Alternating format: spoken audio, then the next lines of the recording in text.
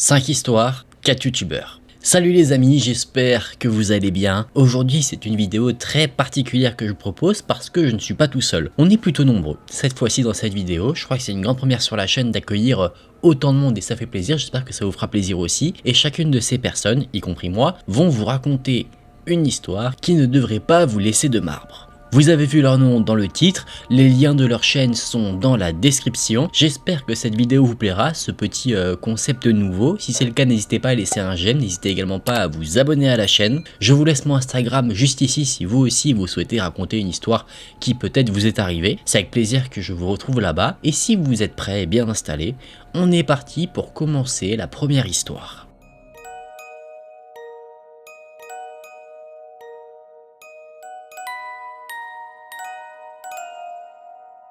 Cette première histoire sera celle de quelqu'un que nous allons appeler Cara. Cara nous dit que son histoire s'est passée il y a à peu près 2 ans, elle était âgée de 19 ans et elle venait de déménager. Elle est passée d'un appartement d'étudiant à un appartement plus grand, en colocation, avec 6 personnes. La nuit, juste après l'emménagement, il n'y avait pas tout le monde dans l'appartement, il y avait seulement Cara, une de ses amies avec qui elle est très proche, qui a aussi emménagé dans l'appartement, qui s'appelle Lucie.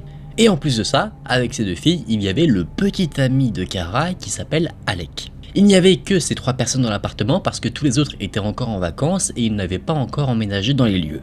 Lucie, elle, se trouvait dans sa chambre. Cara, elle, était avec son petit ami Alec dans le lit en train de regarder un film de kung-fu. Pour donner un petit peu de contexte, l'appartement se trouvait au rez-de-chaussée. Donc on peut voir ce qu'il se passe à l'extérieur, la vie qu'il y a, les passants, les voitures qui passent. En tout cas en journée. Et Cara nous dit que alors qu'elle était en train de regarder son film tranquillement avec son petit ami, ensemble, ils ont vu quelqu'un, vraiment de très imposant, marcher devant leur fenêtre. Sauf que cet homme ne fait pas que juste passer, il passe plusieurs fois. Et à chaque fois, il regarde à l'intérieur de l'appartement, au travers de la fenêtre.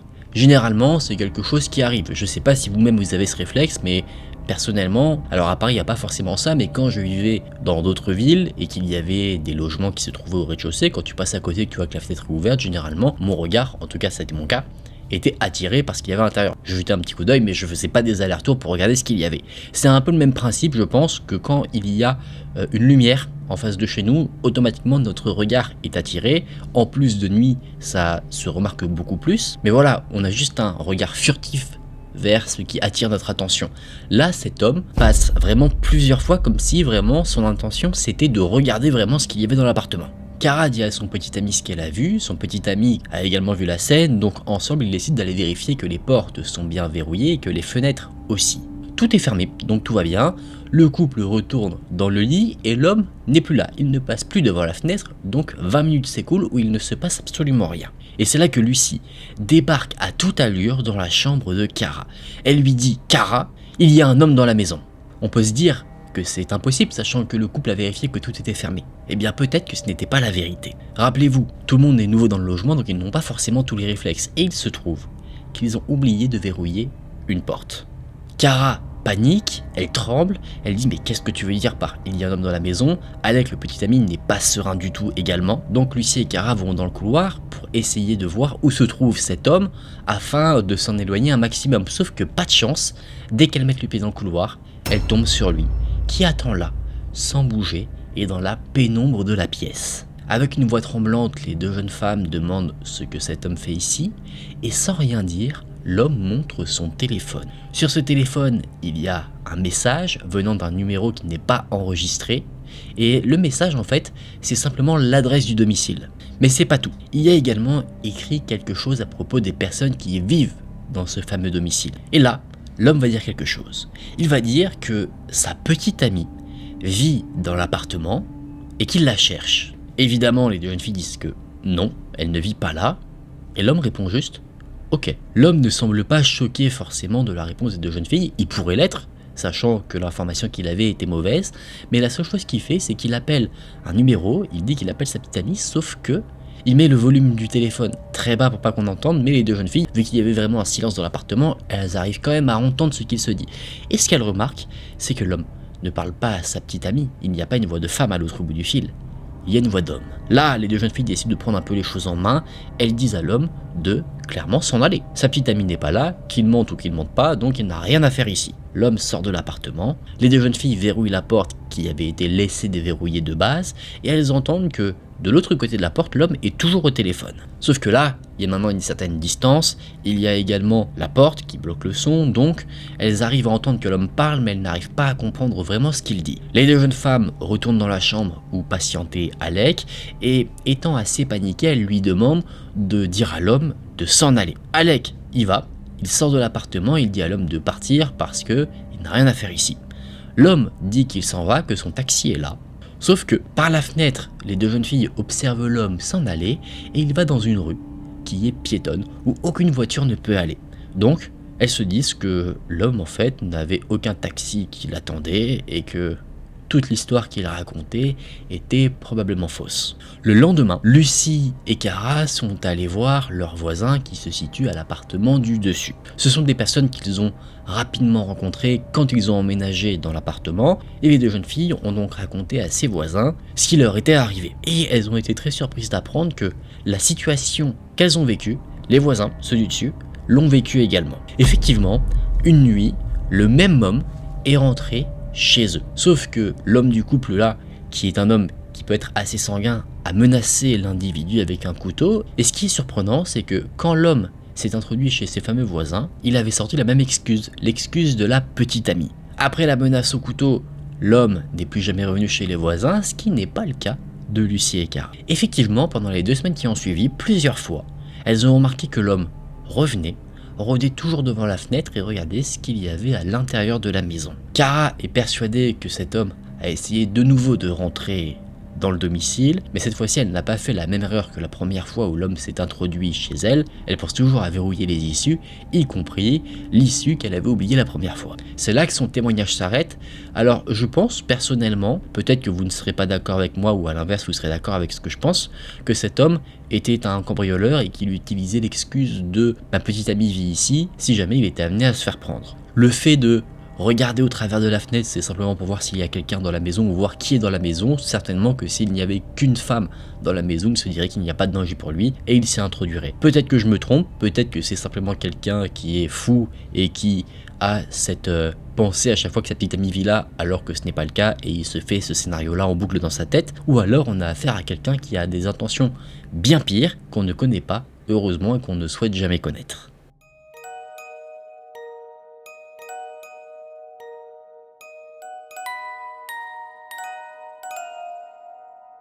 Merci beaucoup Haken de m'avoir introduit dans cette petite vidéo sympathique. J'espère que l'histoire que je vais vous raconter aujourd'hui va vous plaire. Merci beaucoup à vous-même de vous suivre, de me suivre et de suivre Haken. Voilà, je pense qu'il y a des abonnés qui sont à WAM parmi vous, enfin qui regardent, je veux dire, Haken et WAM, donc ça fait trop plaisir. Aujourd'hui, je vais vous raconter une histoire qui m'est personnellement arrivée, une histoire horrifique que j'ai vécue il y a quelques années de ça, quand j'étais en seconde au lycée. L'histoire, elle commence un jour. Pour vous contextualiser un petit peu le début de mon histoire, il faut savoir qu'à l'époque où je vis celle-ci, j'ai 16 ans. J'ai 16 ans et je prends régulièrement le train et le métro. C'est vraiment le moyen de transport que je prends le plus pendant cette année. Et vous allez voir que ce moyen de transport-là, il aura un lien pour la suite de l'histoire. Un jour, je vais tranquillement au lycée, comme pratiquement tous les matins. Je prends le train, j'arrive à Toulouse, car oui, j'habite à Toulouse. J'arrive à la gare, tout se passe bien, je prends le métro, je vais en cours, ma journée se passe très bien, je rigole avec mes potes. Enfin bref, une journée vraiment classique. Puis le soir, je rentre chez moi, donc je fais le chemin inverse, je prends le métro et j'arrive à la gare pour prendre mon train. Sauf que là, mon train, ce jour-là, il avait du retard. Et j'avais une énorme envie de faire pipi. Comme la plupart des personnes qui ont envie. Pas forcément obligé de dire ça, bref. Mais je rencontre un problème, je n'ai pas d'argent. Et il faut savoir que en fait, les toilettes sont payantes à la gare. Il me fallait 70 centimes, je n'avais même pas de quoi me payer un bonbon de Dragibus, un seul. Vous imaginez, donc j'avais vraiment même pas 10 centimes. Bref, du coup, je ne peux pas faire mes besoins dans la gare, donc je vais être obligé de les faire à l'extérieur de la gare, dans une petite ruelle sombre, chose qu'il ne faut pas faire, pour éviter finalement de vous faire agresser. Ce que j'ai quand même fait. J'ai décidé de m'écouter, ce que je n'aurais pas du tout dû, et j'ai vécu un événement qui m'a pas mal traumatisé. Et je vais vous le raconter du coup maintenant. J'arrive tout simplement dans cette ruelle sombre pour finalement faire mes besoins, faire mon petit pipi. Et là, derrière moi, au bout de quelques minutes, j'entends quelqu'un marcher. Bon, je me dis ok, c'est un gars qui passe dans la rue, peut-être qu'il habite en haut dans un immeuble, je me dis rien de fou. Mais par gêne quand même, je commence à me rhabiller et je dis de vous, je n'ai même pas le temps, bon c'est dégueulasse, de m'essuyer. J'avais le seum à ce moment-là. Je remonte du coup mon pantalon et je trace ma route. Sauf que là, je vois devant moi qu'il y a une personne qui ne m'a l'air pas du tout normale. Pour la simple et bonne raison qu'il parle tout seul et qu'il marche très bizarrement. La personne, j'avais l'impression qu'elle était bourrée ou qu'elle avait consommé énormément de drogue, qu'on se le dise. Donc là, j'ai deux solutions qui s'offrent à moi.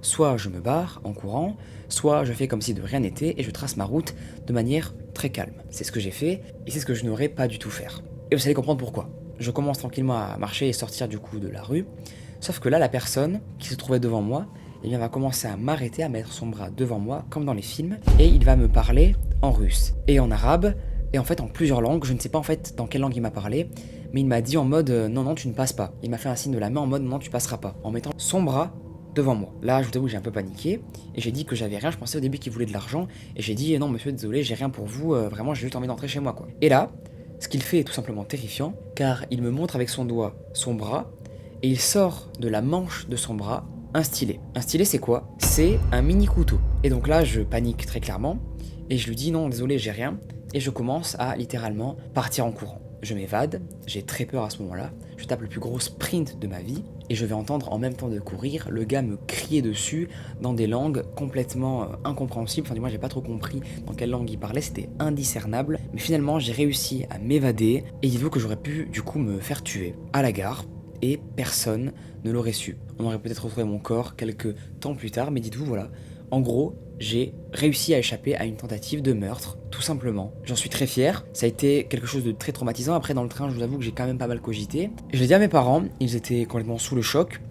Et la morale de cette histoire, du coup, c'est de ne surtout pas, finalement, aller pisser à côté des gares, dans des ruelles très sombres, inaccessibles, où personne ne peut vous retrouver, accessoirement. Merci beaucoup de m'avoir écouté, les amis. C'était très court, mais j'espère que ça vous aura fait kiffer. Merci à Akon, du coup, de m'avoir donné ce temps de parole là, c'était très très cool, j'ai aimé de fou vous raconter cette histoire là. J'espère qu'on organisera des trucs plus tard avec lui, avec beaucoup de youtubeurs ça d'horreur, pour voilà qu'on partage des histoires flippantes avec vous. On se retrouve très bientôt du coup nous pour une prochaine vidéo sur la chaîne de Akon ou la mienne.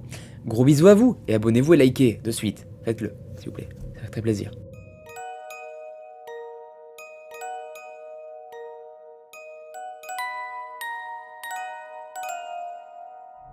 Salut Akon, et merci de me laisser venir raconter une histoire qui est arrivée à nul autre que moi-même, et que je n'ai jamais racontée à personne. Cette histoire se passe il y a quelques années alors que je suis chez ma grand-mère. Une histoire pour laquelle j'aurais besoin de vous pour me dire si je suis possédé ou non. Pour vous poser le contexte, j'ai environ 13-14 ans au moment de l'histoire, et mon père vit chez ma grand-mère pour s'occuper d'elle car elle a Alzheimer. Sa maison se trouve au milieu de nulle part. Il n'y a qu'un voisin à environ 200 ou 300 mètres de là. C'est une vieille maison, bien entretenue, mais qui ressemble vraiment à une maison de grand-mère, si je puis dire. Et puis, c'est pas très étonnant, vu que c'est la maison d'une grand-mère. La maison est sur 2 étages. En haut, il y a 2 chambres, une salle de bain, une cuisine et un salon salle à manger. Et en bas, là où je dors et où se déroule la plupart de l'histoire, il y a une salle de bain, une porte qui mène au garage et 2 chambres, dont une où il y a des anciens portraits de famille. Vous voyez le délire, un peu film d'horreur quoi. Évidemment, c'est dans celle-ci que je passe mes nuits. Sinon, ça serait pas marrant. Bon, maintenant que vous visualisez un peu, on passe aux choses sérieuses. À cette époque, comme je suis jeune et que j'adore les jeux vidéo, je passe mon temps à jouer à World of Warcraft.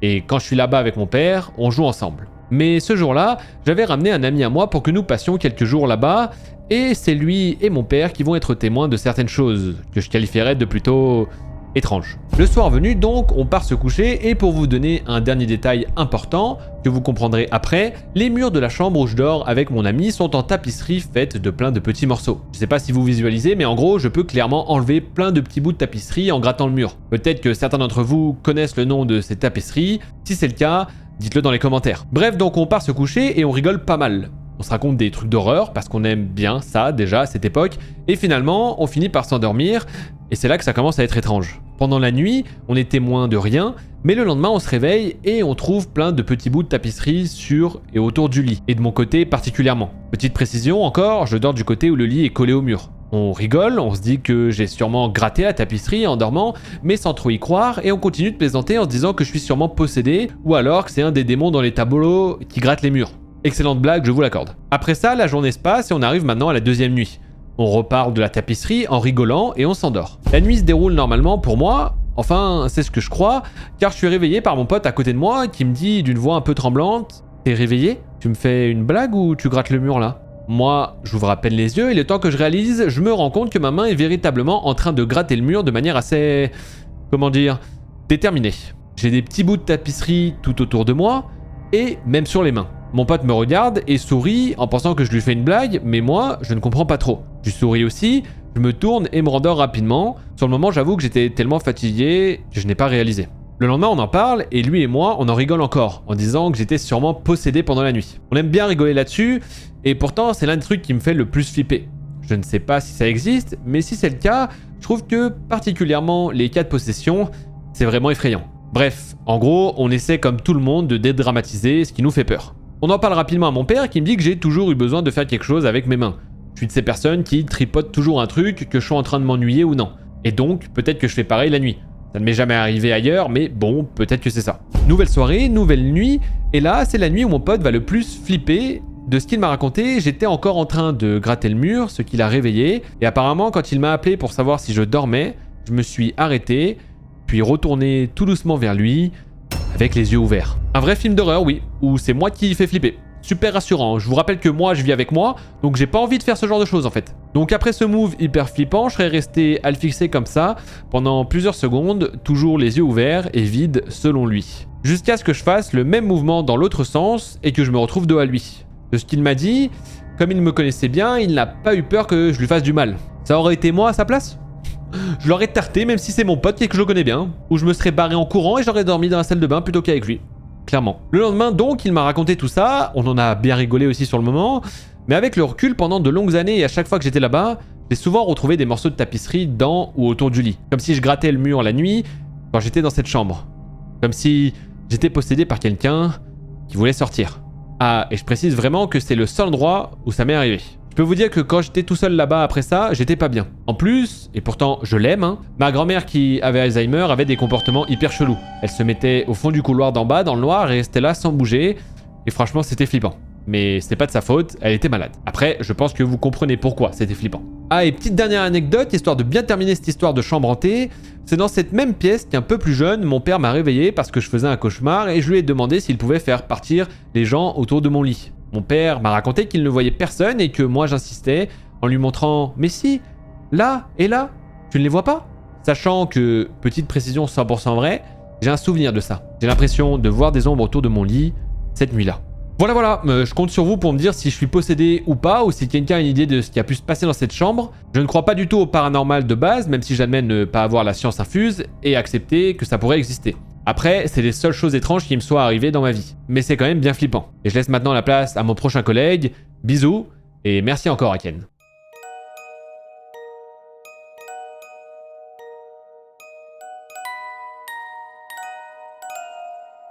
Salut les amis, j'espère que vous allez bien. Merci à Haken de m'accueillir sur cette vidéo un petit peu spéciale. J'espère que les vidéos qui vous ont été racontées jusqu'à maintenant vous ont plu et moi je vous propose de vous raconter l'histoire de Julie. À ce moment-là de sa vie, Julie, elle a une vie excellente. Elle a à peu près la vie dont on rêve tous. Vous savez, les images qu'on voit sur Instagram qui montrent un chalet avec un lac à côté, eh bien, elle a ça. En gros, elle vit au Canada avec son fiancé, ils ont un petit chalet au bord d'un lac et c'est juste incroyable. Ils sont entourés par la nature, que ce soit une forêt ou une prairie, et vraiment, c'est l'endroit de rêve. Je suis pas certain qu'il y ait un endroit plus apaisant que ça sur Terre, mais si c'est le cas, dites-le moi en commentaire. Et surtout, notre amie Julie, elle nous donne un détail concernant ce lieu, c'est qu'il n'y a pas de voisins. C'est super calme, vraiment, elle entend à peine des voitures qui passent sur la route qui est juste derrière, mais vraiment, elle n'entend rien. Et vous allez voir que ce calme, il va être un petit peu perturbé. Un fameux jour, Julie est tranquillement dans sa maison lorsqu'elle propose à son copain d'aller faire une promenade. Parce que chose que je ne vous ai pas dit, c'est qu'en fait le couple a un chien. Je ne vous apprends rien, lorsque vous avez un chien, il faut le sortir pour qu'il prenne un petit peu l'air et qu'il aille faire ses besoins, enfin bref. Je vous ai parlé des détails, mais voilà, il faut le sortir. Et ce fameux jour, Julie, elle propose justement à son copain d'aller promener le chien. Celui-ci, c'est un petit peu un glandu, il est en train de jouer à des jeux vidéo sur son ordinateur, et il dit « Écoute, aujourd'hui j'ai pas trop envie, est-ce que tu peux t'en charger ?» En temps normal, Julie, elle l'aurait un petit peu embrouillé, mais là, elle a pas la force. Elle prend son chien, et les deux sortent de la maison. Elle nous raconte que chaque jour, elle fait à peu près le même chemin. En gros, elle sort de la maison, elle passe par un petit pont. Ensuite, elle arrive au bord du lac, elle le longe, et ensuite, elle repart par la forêt. Aujourd'hui, elle suit exactement le même trajet, elle sort de la maison, elle fait quelques minutes de marche avec son chien, lorsqu'elle arrive au bord de ce fameux lac. Là, elle nous explique qu'elle passe beaucoup de temps avec son chien parce que celui-ci, il est vraiment super heureux, il va dans l'eau, il nage, etc. Elle lui lance des bâtons, il est refait, et vraiment, elle nous raconte qu'à ce moment-là, elle se dit, mais j'ai une vie de rêve. J'ai tout, j'ai une belle maison, j'ai un bel endroit où je vis, j'ai un chien qui est adorable, j'ai un copain qui est parfois un petit peu bizarre, un petit peu chiant, mais je l'aime. Elle a un emploi qui lui permet d'avoir une vie confortable, donc franchement, elle ne voit pas de problème à sa vie. Et c'est dans ces moments-là qu'elle se rend compte à quel point elle est chanceuse, parce qu'effectivement, dans la vie, on n'est pas forcément tous égaux par rapport à ça. Et quand elle est au bord de l'eau avec son chien, là, elle en prend conscience. Bref, au bout d'une heure à jouer avec son chien, elle nous raconte qu'elle continue la promenade, lorsqu'à un moment, elle aperçoit quelque chose dans l'eau qui est un petit peu plus loin. Bon, bah là, elle arrive pas à voir de quoi il s'agit parce que c'est beaucoup trop loin, elle nous raconte qu'elle continue de marcher, mais plus Julie et son chien s'avancent, plus celle-ci remarque que c'est une forme qui ne lui est pas inconnue. Effectivement, à force de s'approcher, Julie remarque très vite que la chose qui est dans le lac, c'est pas un bout de bois, c'est un humain. Dans sa tête, à ce moment-là, il y a deux choses qui lui viennent à l'esprit, c'est de se dire, est-ce que c'est une personne qui est inconsciente, ou alors est-ce que c'est juste une personne qui s'amuse à faire la planche et qui passe du bon temps? À ce moment-là, elle court en direction de la forme, son chien la suit en courant, elle s'en approche et là, il n'y a pas besoin d'avoir un grand doctorat pour savoir que la personne est inconsciente, et pire, elle est décédée. Là, Julie, elle est pas bien du tout, elle nous raconte qu'elle a du mal à garder ses émotions, il y a des larmes qui coulent, mais elle a un excellent réflexe, c'est de saisir son téléphone et d'appeler immédiatement le numéro d'urgence pour appeler une ambulance. Une fois le téléphone raccroché, elle nous raconte qu'elle est complètement en train de paniquer, jusqu'au moment où elle entend une voiture qui arrive au loin. Alors là, c'est super bizarre, parce que déjà de 1, le sentier n'est pas du tout adapté pour une voiture, et de 2, il y a jamais personne qui passe par là avec un véhicule. À ce moment-là, elle nous raconte qu'elle va faire une action que même elle n'a pas décidé, c'est comme si c'était son inconscient qui lui avait dit « pars en courant », et c'est exactement ce qu'elle a fait. Au moment où elle a entendu la voiture arriver sur ce sentier, elle est partie se cacher derrière un arbre dans la forêt, et heureusement que son chien est super bien éduqué et qu'il a appris un petit peu les tours de base, parce que là, il la suit, et s'il ne l'avait pas fait, je pense que ça aurait tout fait capoter. Une fois qu'elle est cachée derrière l'arbre, elle nous raconte qu'elle regarde un petit peu la scène, là où il y avait le cadavre, pour voir à qui appartient cette camionnette, qui sont les gens à l'intérieur, et surtout, ce qu'ils vont faire. À un moment, arrivé à la hauteur du cadavre, la camionnette s'arrête. Quelques secondes plus tard, 2 hommes en sortent, et là, notre amie Julie, elle comprend immédiatement qu'il y a un truc qui est en train de se préparer, parce que ces personnes, elles sont pas habillées comme vous et moi, elles ont une cagoule. Et généralement, quand on a une cagoule dans ce genre de situation, c'est pas pour faire du ski. Et Julie va très vite s'en rendre compte lorsqu'elle voit qu'une des personnes saisit le cadavre, l'autre ouvre la porte arrière de la voiture et il lance celui-ci à l'intérieur. Une fois que la personne décédée est dans le coffre, les 2 personnes avec les cagoules remontent dans le véhicule et elles partent très vite. Julie, elle est complètement sur le cul, elle ne sait juste pas quoi faire à ce moment-là, elle vient d'assister à un enlèvement de cadavre, enfin c'est assez particulier. Et elle se dit, il faut que je reste là jusqu'à que l'ambulance arrive pour leur expliquer ce qui vient de se passer. Mais à ce moment-là, elle n'a pas le réflexe, notre amie, d'appeler la police pour les avertir de ce qui vient de se passer. Plusieurs minutes plus tard, l'ambulance arrive sur les lieux, Julie s'approche d'elle complètement paniquée. Elle dit aux ambulanciers, écoutez, je rigole pas, je viens d'assister à un enlèvement de cadavre, il faut absolument que vous fassiez quelque chose. Je ne sais pas vraiment ce qui s'est passé, je sais juste que les personnes ont embarqué la personne décédée, elles l'ont mise dans le coffre et elles se sont tirées. Et je suis certaine que c'était pas un service de pompe funèbre ou quoi qui venait chercher le cadavre, pas du tout, c'était bel et bien un enlèvement. Et c'était bel et bien des gens qui avaient probablement quelque chose à se reprocher. Les ambulanciers, lorsqu'ils entendent ça, ils n'en croient pas leurs oreilles, ils décident de prendre le téléphone, d'appeler la police pour leur dire écoutez les gars, il faut absolument intervenir et retrouver cette camionnette. Malheureusement, Julie n'a pas relevé la plaque d'immatriculation, ça aurait pu aider fortement l'enquête, et elle nous explique qu'à partir de ce jour-là, elle n'a plus jamais entendu parler de cette histoire. Malheureusement, les ambulanciers sont venus un petit peu pour rien, Julie ne peut pas les aider plus que ça, elle leur a donné quelques détails sur les personnes avec les cagoules, mais pas grand-chose.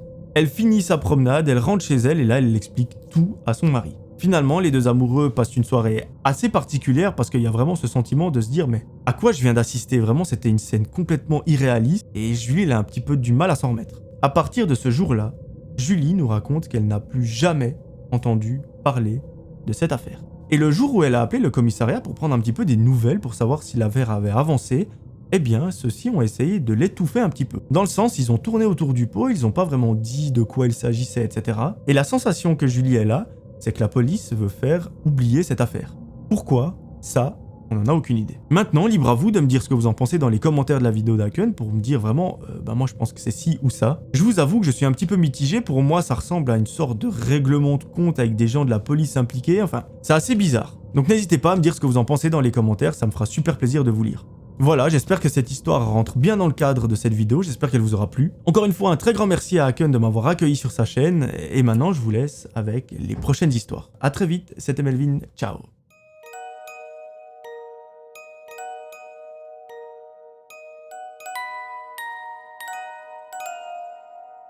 Pour cette dernière histoire, nous allons suivre le témoignage de Barry. Un soir, vers 22 h à peu près, Barry est allé à sa salle de sport parce qu'il avait travaillé toute la journée et l'opportunité pour lui, c'est que sa salle de sport était ouverte même la nuit. Il a fait sa petite session de sport tranquillement, comme il avait l'habitude de le faire, et à un moment donné, quelqu'un est sorti un peu de nulle part, mais ça l'a pas surpris plus que ça. Un homme qui a commencé la conversation avec lui en lui demandant ce qu'il faisait après son sport. Barry a bien entendu ce que l'homme a demandé, mais il a trouvé cette question un peu bizarre, donc il a décidé de faire comme si il ne l'entendait pas, sachant qu'il avait ses écouteurs avec de la musique. Sauf que pendant quelques temps, cet homme a insisté et a répété sa question, sauf qu'au bout d'un moment, il est finalement parti.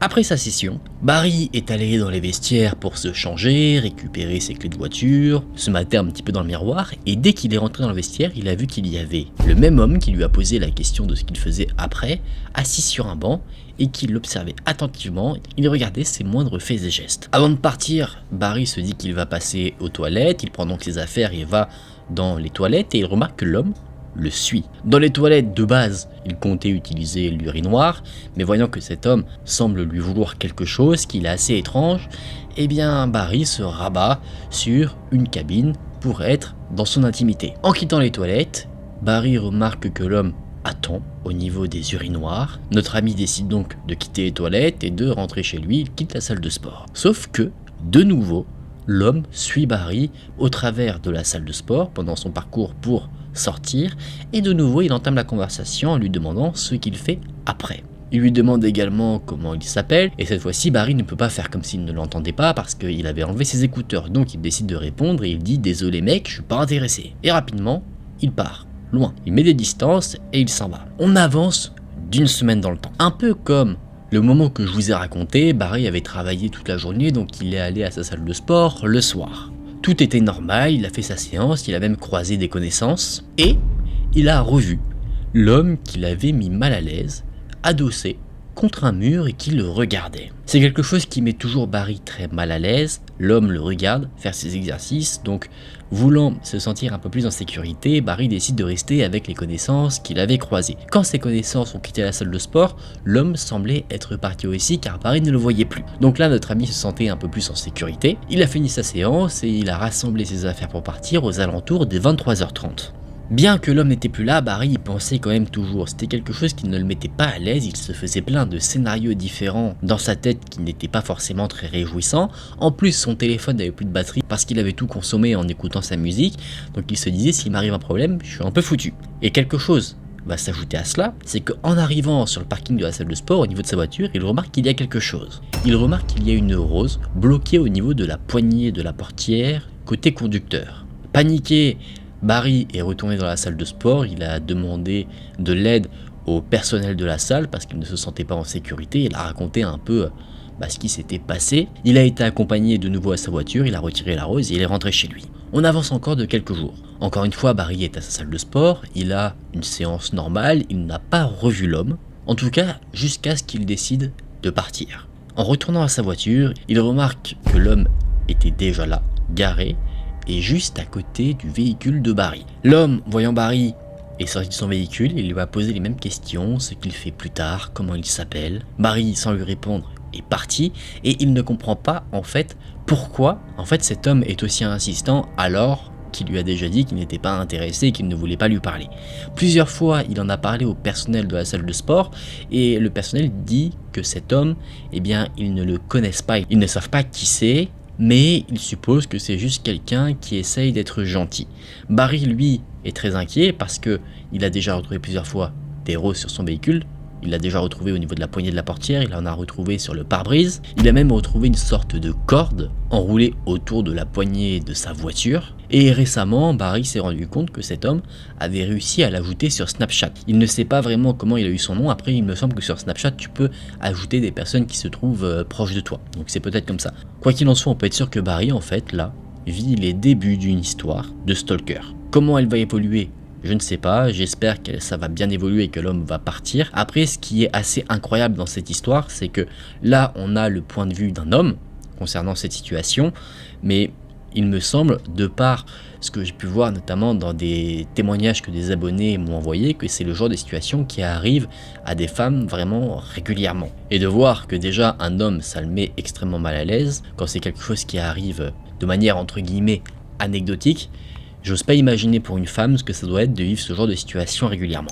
Et voilà les amis, on en a fini pour ces 5 histoires. J'espère que l'ensemble des histoires qui vous ont été racontées vous ont plu. Je tiens à remercier tous les youtubeurs qui ont été présents dans cette vidéo, d'avoir bien voulu jouer le jeu et qui ont raconté une histoire. Macu, Melvin, Léo, merci à vous les gars, ça fait plaisir de vous avoir sur la chaîne. Je le rappelle, les liens de leur chaîne sont dans la description si vous souhaitez aller voir des histoires que eux ont racontées sur leur chaîne. Si vous souhaitez vous abonner, vous avez toutes les informations juste en bas. Si cette vidéo vous a plu, je vous invite à laisser un j'aime. Je vous invite également à vous abonner à la chaîne pour être au courant de toutes les prochaines vidéos. Mon Instagram s'affiche juste ici si vous souhaitez me partager une histoire qui vous est arrivée. Que ce soit des histoires comme celles qui ont été racontées dans cette vidéo ou des trucs mystérieux. Vraiment, si vous voulez partager une histoire, quelque chose, n'hésitez pas, c'est là-bas que ça se passe. Merci d'avoir regardé la vidéo jusqu'à la fin. Moi, je vous dis à très vite dans une prochaine vidéo. Prenez soin de vous, c'était Aken.